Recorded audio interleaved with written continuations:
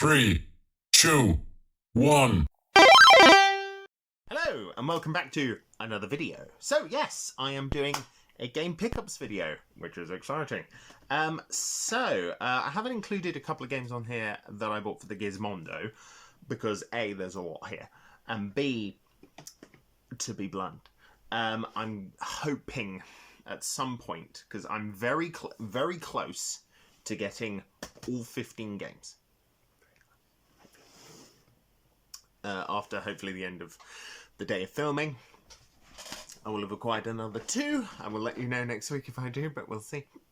And I'm aiming, hopefully by the end of the year, to have a complete Gizmondo collection, which will be very exciting. So we'll be talking about that then. But for today, I figured what we would do is just go over some of the games that I've bought over the last couple of weeks. So I went away to see my family a couple of weeks ago, and I bought a fat stack of video games.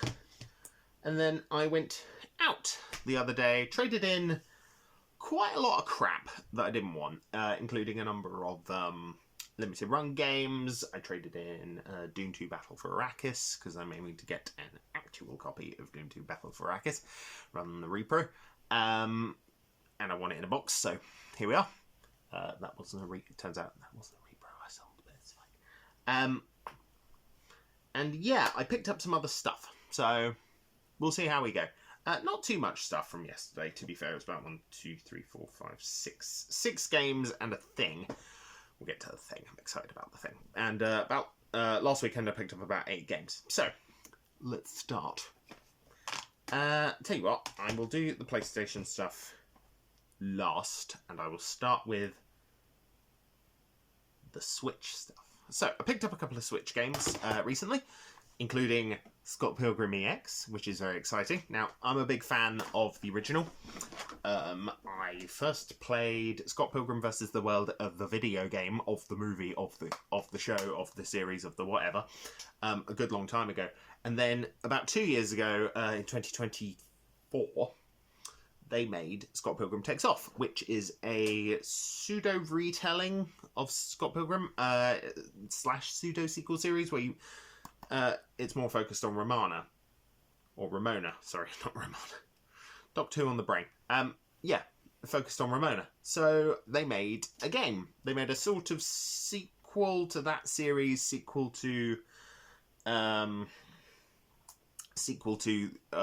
sequel to the original game. So I figured I might as well pick it up. This is the limited run version, admittedly. I think they've released this just in general. So heartily recommend picking this up. It's really good. Not quite as many playable characters in this one. I think there are 7, but this time around you get to play some of the X's. Not all, which is lame. No, you don't get to play as the Katinagi twins. You play as Roxy, you play as Lucas, I think you play as Todd, you definitely play as Knives, I think you play as, obviously, Scott and Ramona, and I want to say Gideon.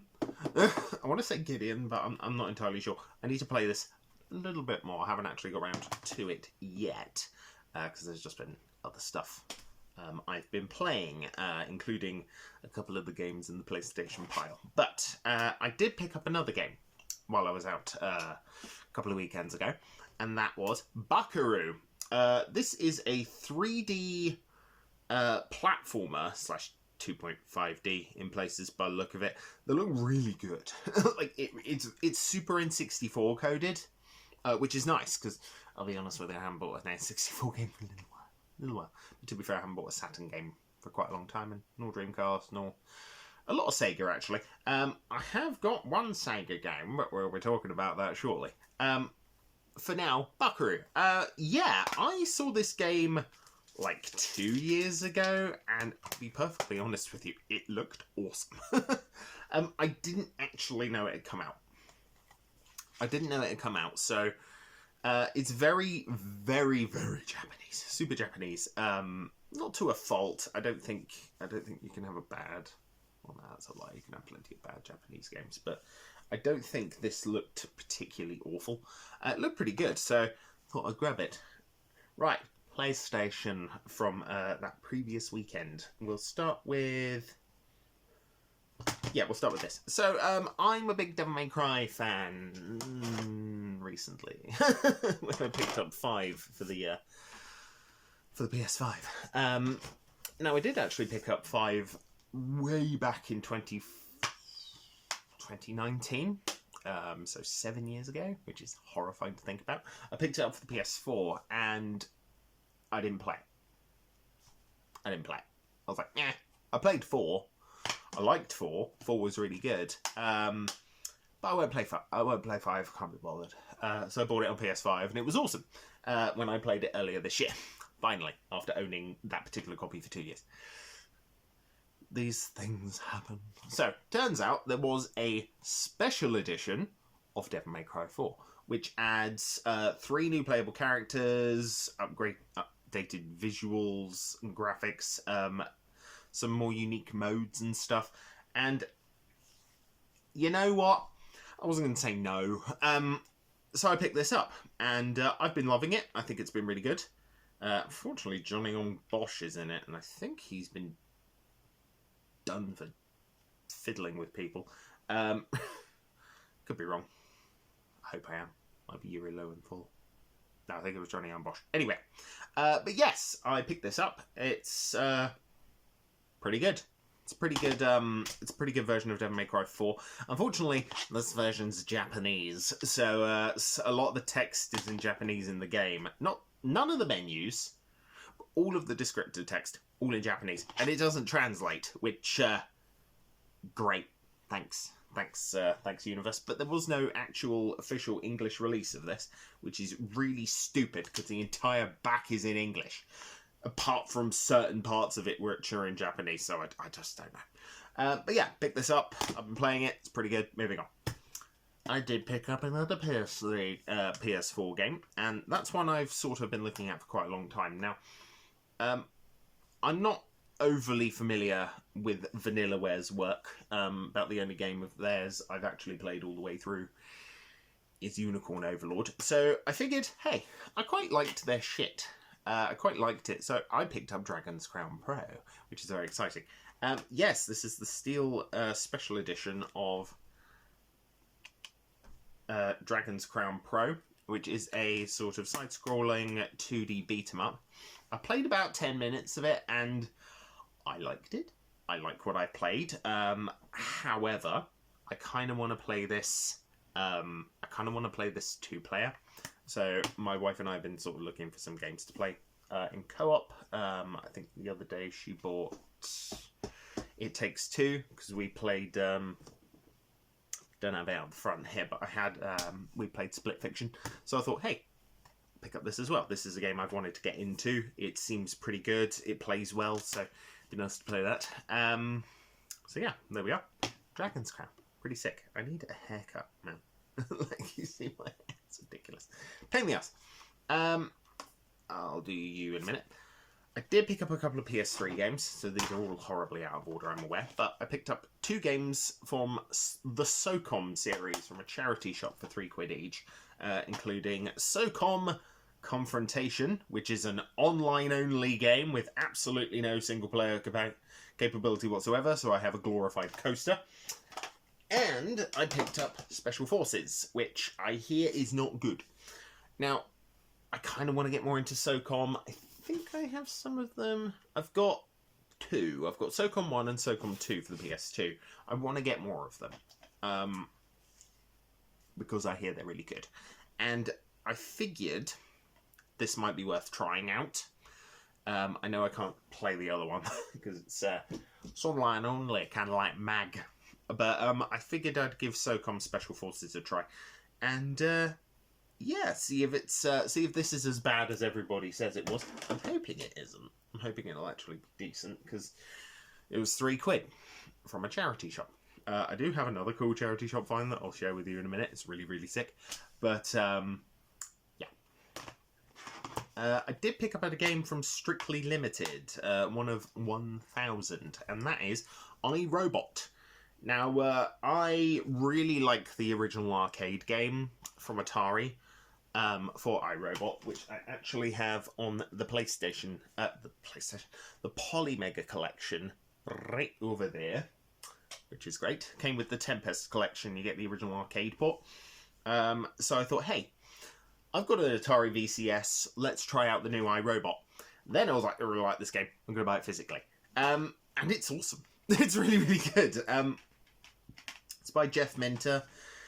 And apparently had a postcard in it, which is cool. Thank you. Didn't realise that was there. Yeah, full colour manual, which is lovely to see. Lovely to see.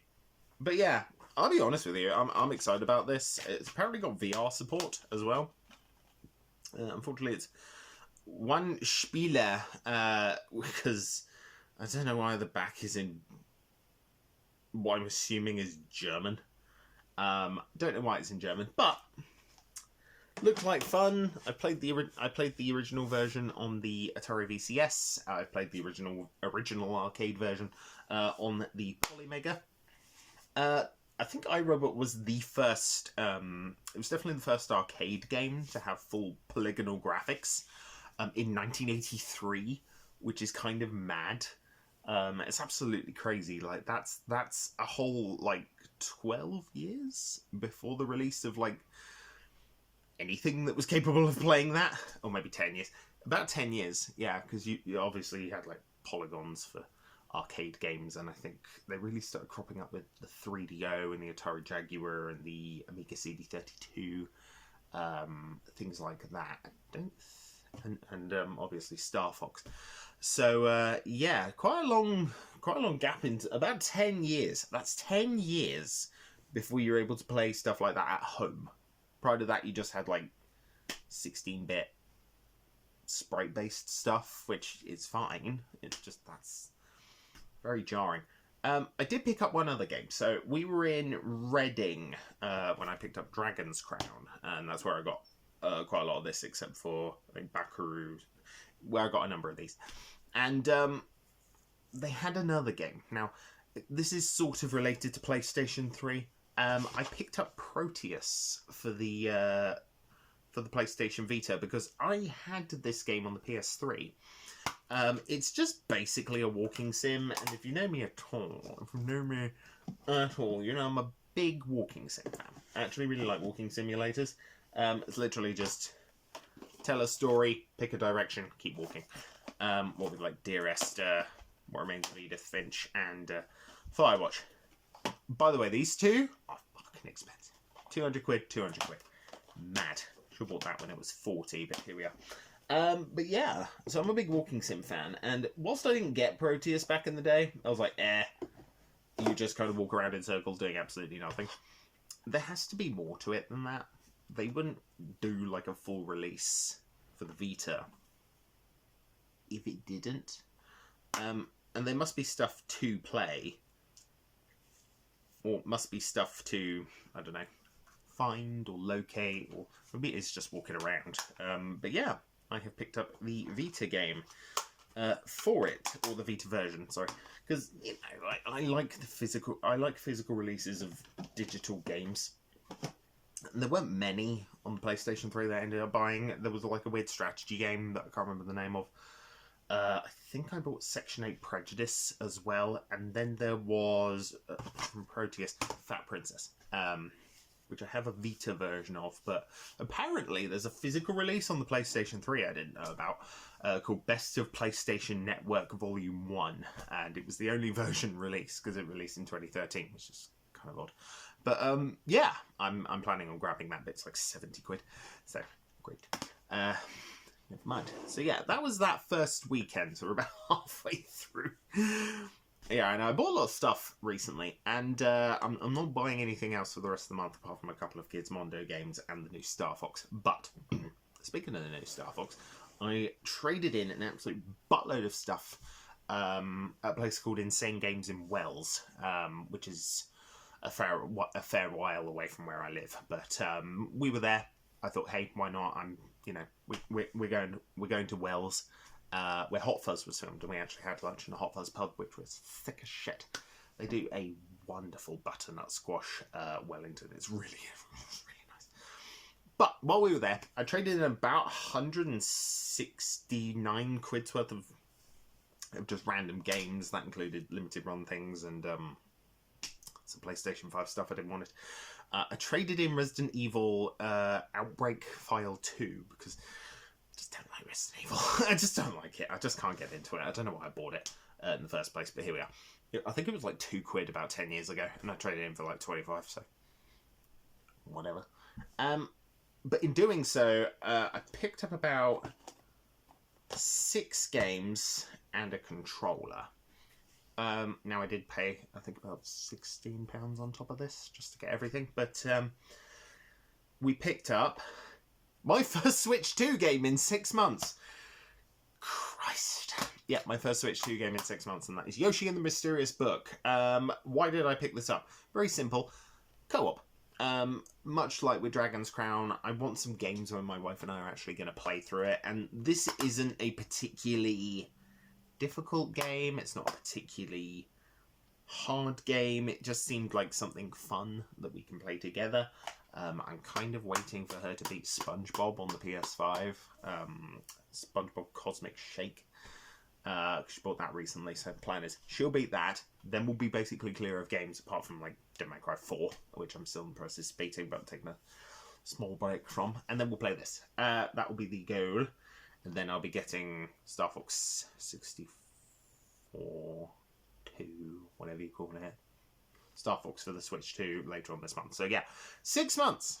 6 months. I did a video, I think last week now, where I just hadn't played the Switch 2 for like 6 months. So I've had it for a year, and I didn't play it for half of that time because there's nothing on it. So need some stuff. There we are. Looking forward to it. I also picked up Battlezone for the PSP. Yeah, I love Battlezone. I do. I think I have the PS4 version. I might not. Never mind. But yeah, I saw this, and it's something I've sort of seen on and off. And by the looks of it, it was one of the last ones actually published by Atari. 2006, before they sold the bloody rights to Rebellion. Great. And to be blunt with you, this looks sick as shit. So I couldn't really say no. Wireless compatible with 2 to 4 players, which will never happen because I don't know anybody else who owns a PlayStation Portable. But here we are. Very cool. I still really desperately want to get a consoleized version of a PSP. It's just they're so expensive, and the one guy I found online who does it doesn't do it anymore. Like a dick. And no, I get it. It's something to do with parts. But hopefully I'll be able to track down a consolizer at some point, because then I'll be playing this on a big fat TV, which would be lovely. Here's a weird one. Yeah, some standard stuff like I picked up a Mega Drive game, and I picked up a PlayStation Portable game, and some other crap. Here's one. King of Fighters, I think 2. Maybe. I don't speak Japanese, so I picked this up. Yeah. They had the PC... apparently it's got some features with the... Got some PC Engine stuff on the back there. I don't really know. I don't speak Japanese. But they had yeah, there you go. The Battle of Destiny. Yes, this is a... Oh my god, don't break. This is my second PC Engine CD game after the Far East of Eden Kabuki Den, which I think is a JRPG, so I can't play it, which is fine. But yeah, I thought I'd pick up a fighting game. Now, this is just a Neo Geo port, and I have the Neo Geo up there. I don't even know if I have this particular one. I think it's King of Fighters, because that's Terry Bogard. Alternatively, it's like Art of Fighting or some other shit. There were just so many. But this was there for like £12, and I thought, hey, why not? I can play... it'll actually be a game I can play on the Polymega. And I thought that would be a cool idea. So yeah, that was like £12, and they just had it traded in. So I was like, dibs. I literally, I left a message. I sent them a message on Facebook and make you hold that for me, and they were nice enough to do so. Right, here was a big one. Here's a huge one. So, I really like Guardian Heroes on the Sega Saturn, so I picked up Gunstar Heroes. Now, unfortunately, this has no manual, which is not ideal, and they've trimmed off the top of the box there, which is also not ideal. But it is Guardian. It is Gunstar Heroes, and I really like this game. I think when did I play that? 360. The Xbox 360 had it years and years ago as a downloadable title, and I bought it and I played it on there alongside Guardian Heroes, and that's the version that I wish I still had. I still got my 360 with it on there, but I kind of wanted a physical release. I really like Treasure. Like a lot. Like a lot. Rather funnily, this apparently hasn't left like around Exeter. And then it sort of headed up into like northern Somerset, wherever the hell Wells is. But yeah, this game looked like fun. And it's got like a really unique shooting mechanic that I don't think stuff really copied around that time, which is bizarre. But yeah, this was sort of a go-to. So that was £69. And the final thing I bought from Insane Games was just kind of too cool not to get. It is an Atari Proline joystick in the box, and it is in immaculate condition. It really, really is. I've been meaning to buy one of these for a while because I want to use it on my doodad. But yeah, that is the controller. It feels really good. Like honestly, it feels nice. It feels nice to play. It's what, I think there's still. Yeah, it seems like some of it's bubbling on the plastic, and the wire feels a bit weird. But for something still in the box, that's mad, man. Like it really is. It really is in just genuinely fantastic condition, and it comes with I think it comes with a Atari Corp thing in there as well, which I won't pull out because I don't know what it is, and I don't know if it's part of the box. But yeah, so this was boxed, and it looked really good, and I needed one anyway, so I thought, why not? This seems to be really cool, and now it won't close properly, I'm presuming because of that stupid cable. Yep. Down, boy. Carefully, boy. There we go. Lovely. So yeah, I'm really happy to have this. It just looks, it's in such good nick, comparatively. There are, there's general wear and tear, but, yes, please. For all, fits all size hands and long life, whatever that means. Now, bearing in mind we're nearly 40 years on from the Atari 7800, but I kind of wanted this really badly. In fact, I don't really know when this came out. Made in Taiwan. Doesn't say. Better grip knob. Oh, sure grip knob for better feel. Thank you, Atari, for innuendos. So, we sort of left Wells and we headed out to a slightly smaller town where they had stuff for a console made by Grandstand. Now, we don't know what Grandstand is. They're the guys who made Astro Wars back in the day. Very popular, like, sort of tabletop, like, electronic, I think, vector graphics game from back in the day. I've seen an Astro Wars, or an Astro City. I think it's Astro Wars. I've seen Astro Wars around quite a bit. I've never bought one. But they had these cartridges. They actually had a couple more, but my friends got them for me for my birthday, so I can't show them off yet. But they had these in a charity shop. And I was like, dude, the fuck? Turns out they're for something called the... God, what was it called? Computer Programmable Video Console or something like that. By Grandstand, which is really cool. So I picked up these two. I picked up Super Sportic and Car Race GP, and these are massive, especially in comparison to like Atari 2600 cartridges, which are like maybe half the size. They're like maybe, I don't know, half of this vertically or something like that. But yeah, it was just interesting. It was just interesting. They had these two. Now, the other two boxes are a fair bit bigger. They're about yay big. But they and they're sort of that more sorry. sort of industrial, not industrial, sort of like early 80s, late 70s design, rather than something like this, which clearly is meant to hang on a hook up on a wall, and you just grab it off and take it to the counter.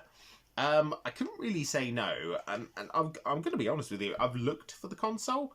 It's fairly cheap, surprisingly. It's just finding one that definitely works, because I've fallen into this trap before with obscure consoles from like the late 70s, early 80s, where I bought an Enterton 4000, and nobody knows what the Enterton 4000 is, and I didn't know what it was. But it was in the box. The box was ugly and horrible, and he'd clearly just kept it in like a garage for 30, 40, 50 years by that point. I don't know. But I wanted to own something that old, and it was just kind of up on Facebook, so I messaged the guy, gave him 50 quid, and away we went. Oh, cool. So these are spring-loaded, which I didn't know. So you push it in, and then, oh, wow. That's an old-looking, and to be fair, the pins look okay. It's just the, I think that's wood. It might not be wood, but let's not break the spring loader. But yeah. Those are really cool. That's a hell of a find. That's a fuck of a find. Both of them were a fuck of a find. The other two were a fuck of a find as well. So, couldn't say no. Especially, even though I spent quite a lot of money. I spent quite a lot of money this month. Like an inordinate amount of money on video games. So I'm not going to be buying anything else until the end of the month when Star Fox comes out. But, rather conveniently, that's my birthday. So that's around my birthday. So, yes, these two Gizmondo games I'm in the process of buying. Hopefully, I'll have bought them before this video goes out, so you can't snap them off of me, people on the internet. Alternatively, I don't have them, and I'm just uploading this anyway. But you'll find out when I do the video eventually for the Gizmondo. But yeah. That'll do, pig. That'll do on video games for the month, I think. I have spent enough. But, lovely talking to you, as per always. Make sure to like, comment, subscribe, blah, blah, blah, blah, blah. All helps the channel, blah, blah, blah. And yeah, so, until next week, I'll see you next time.